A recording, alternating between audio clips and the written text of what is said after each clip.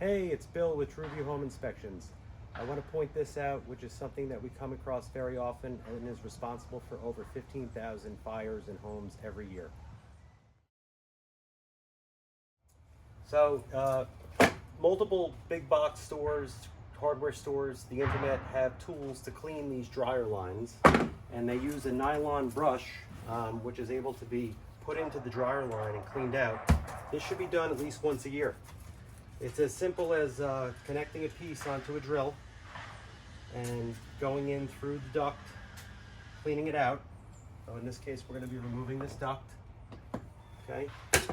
Take our drill, take the brush, it's a nylon brush.